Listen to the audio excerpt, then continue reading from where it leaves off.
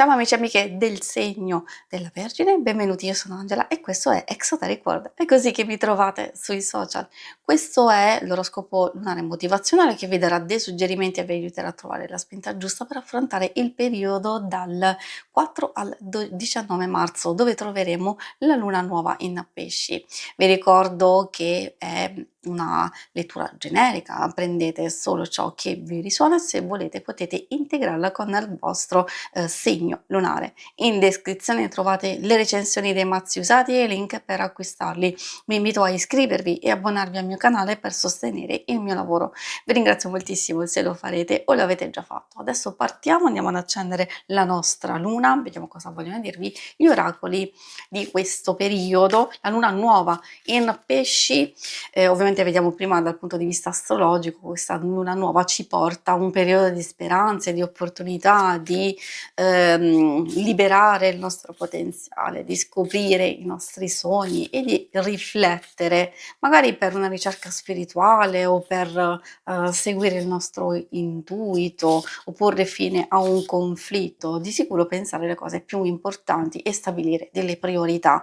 Di contro dobbiamo fare attenzione a possibili conflitti e il rischio di prendere decisioni affrettate a causa di stabilità emotiva, tristezza, nervosismo, inquietudine, ansia o impazienza, confusione e anche a causa di ricordi spiacevoli che riaffiorano. E adesso diciamo, vediamo proprio cosa vogliono dirvi gli oracoli. Partiamo proprio dal primo che ci fa una specie di quadro, di fotografia del momento, del nostro punto di partenza. Subito dopo la luna piena del 3 troviamo dal 4 in poi tutte le varie energie, i vari suggerimenti che troveremo nel corso della lettura. Ma il punto di partenza è importantissimo e con questa carta Dea della Luna ci sta dicendo che c'è una guida divina, c'è protezione e dobbiamo magari seguire le nostre intuizioni, i nostri sogni, i nostri desideri con l'aiuto e col sostegno, comunque sapendo che qualcuno ci protegge. È vero, ci può essere sia la protezione divina, assolutamente sì, ma anche aiuto e sostegno intorno a noi. E poi con l'impegno si può raggiungere un risultato, una soddisfazione o il nostro pieno potenziale, magari anche un lato nascosto o a o una capacità che è inespressa, che vuole emergere, c'è qualcosa che può essere rivelato, può saltar fuori proprio in questo periodo, in questo momento. Vediamo adesso altro oracolo, abbiamo Sabba.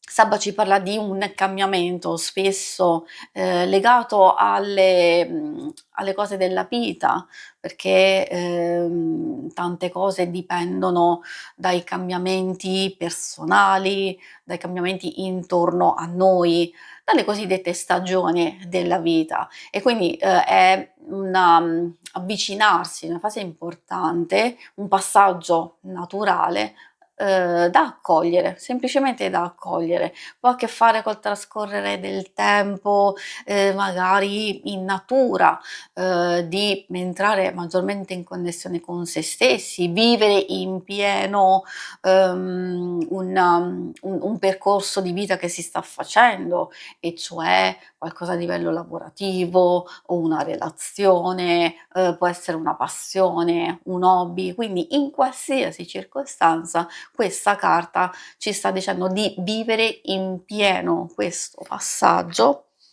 e di goderselo in realtà, o anche di lasciar che le cose possano avvenire, possano succedere, quindi senza andare a forzare eccessivamente o ostinarsi in qualcosa.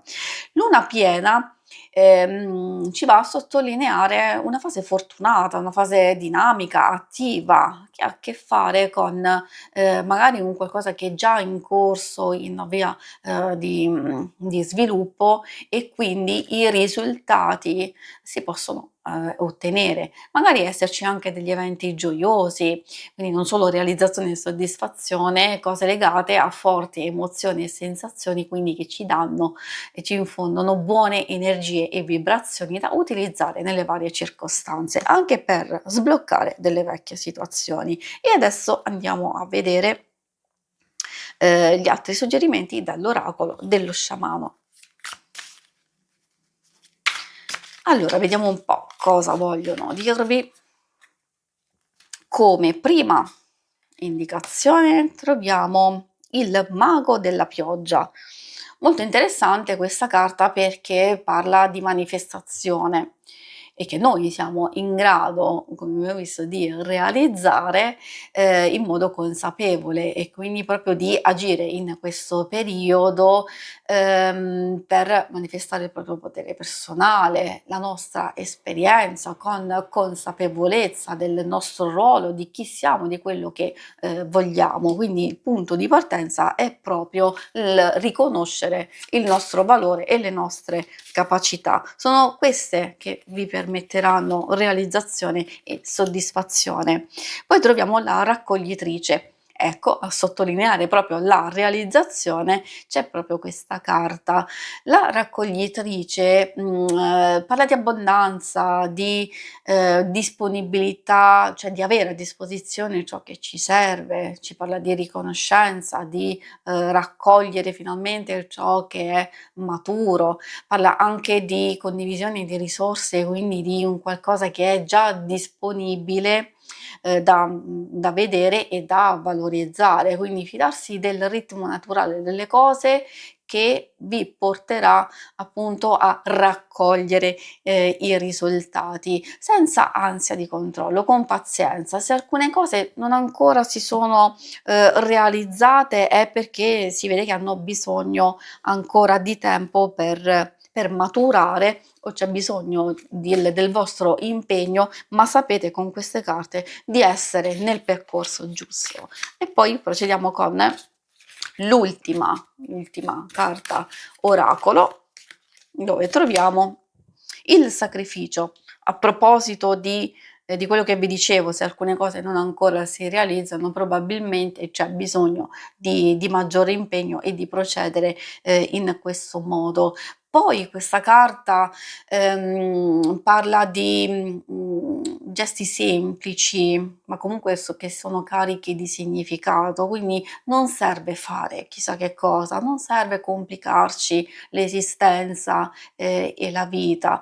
Come abbiamo visto dobbiamo comunque accompagnare il nostro percorso, fidarci del nostro intuito, quindi dovete capire che tutto vi verrà restituito, quindi l'impegno, la dedizione, tutto quello che state facendo in qualche modo vi ritornerà, vi verrà restituito e quindi riuscirete ad ottenere i vostri risultati, sia migliorare le cose un po' più difficili, un po' più complesse, anche la fine di un dolore, sia in realtà ottenere e raccogliere, come vi dicevo, proprio qualcosa di importante. Se sono già saltate fuori queste carte vuol dire che, ci avviciniamo, diciamo, sempre di più, quindi, intorno al 19 marzo magari si incomincia già a vedere qualcosa. Come vi dicevo, di avere pazienza perché se non si realizzano alcune cose, sono nel percorso giusto e dovete solo aspettare un altro po'. Si conclude qui la lettura, vi ringrazio per avermi seguita. Se volete in alto a destra trovate il logo per iscrivervi al canale, mentre in basso trovate le schermate per vedere il vostro oroscopo mensile e il settimanale. Alla prossima, vi auguro una buona luna. Ciao!